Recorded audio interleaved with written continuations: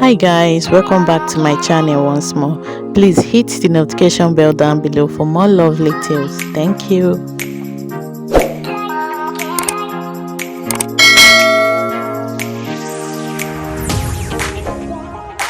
A long time ago, in a peaceful village called Amaso, there lived a widow called Aribo. She was known to be a cruel and mean woman. Even the birds in Amaso seemed to be frightened by her presence. Haribo had a beautiful daughter named Nom, who despite her beauty lacked good character. Haribo being too lazy for house chores and having pampered Nom so much that Nom couldn't even wash a spoon or a plate, decided to find a housemaid to make life more comfortable for them. However, none of the villagers were willing to send their children to work for Haribo due to her notorious reputation of cruelty despite a large payment offer. Realizing that no villagers would give her a child to work for her, Haribo devised a cunning plan. She decided that she was going to adopt a child from the village orphanage. The next day, Aribo headed straight to the orphanage. Upon arriving at the orphanage, Aribo spotted a young girl neatly weeding the compound. Aribo, impressed by the girl's skills, asked the caregivers about her. One of the caregivers replied and told Aribo that the girl's name was Oibim.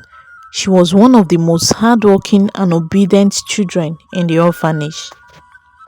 Aribo, satisfied with what the caregiver had told her, arranged to adopt Oibim.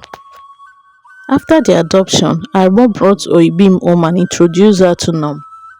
Upon seeing Oibim's beauty, Nom grew envious with hatred clouding her eyes. She immediately began plotting against Oibim, fearing that the villagers would soon recognize Oibim as the most beautiful maiden in Amaso.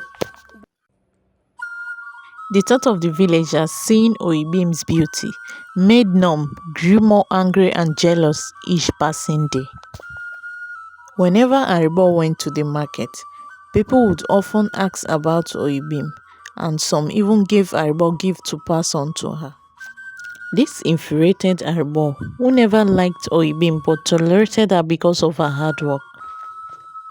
Some days, Aribo and Nom would often beat Oibim for the slightest mistakes. Sometimes they would starve her, and sometimes they would feed her with the leftover meant for the dogs. Oibim often remembered her peaceful days at the orphanage and wished her parents were still alive. She would cry herself to sleep many nights. One day, a wealthy man from the neighboring village came to Amaso and announced that he would be hosting a beauty contest between the maidens of his village and the maidens of Amaso. He announced that the winner would be receiving an opportunity to study abroad. He also announced that participation was mandatory for all maidens in Amaso. Upon hearing this, Aribo began pampering Nom even more, while making Oibim work harder. Despite the increased workload, Oibim remained radiant and beautiful. Oibim's glow only heightened Aribo and Nom's anger because they thought Oibim would lose her beauty due to the extreme workload. One day, Nom asked her mother if Oibim would also be participating in the contest. Aribo, with a wicked smirk, assured her daughter that she had a plan to prevent Oibim from competing. In Amaso, there was a law that forbade anyone from entering the forest after 10 p.m. because it was said that a banished witch named Adamaninipo, who harbored a grudge against the villagers, roamed the forest at night. The night before the contest, Aribo told Oibim there was no firewood for breakfast the next day and instructed her to go into the forest to fetch some.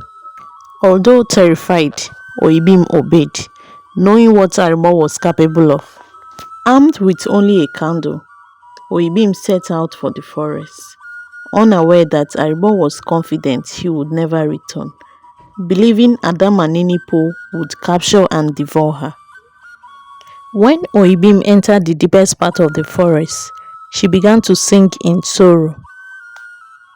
And she sang, Adamaninipo, Ipeiba, Adamaninipo, Ipeiba, Inyometate, Ipeiba, Tokribebe, Ipeiba, In Amaso dialect, Oibi meant that she was a poor orphan and she was sent into the forest. She said she is tired of life. She called on Adamaninipo. Adamaninipo, where are you? I offer myself as a sacrifice. Eat me, so I know my end has come. I am tired of life. Suddenly, a cold, horrific wind blew.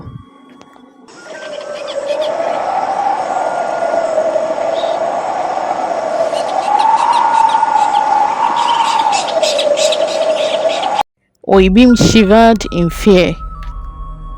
She turned to see a dark, ugly figure, laughing so loudly that her eardrum nearly burst. The witch, Adamaninipo, in a cranky voice, asked, Why are you in my territory? Aren't you scared of the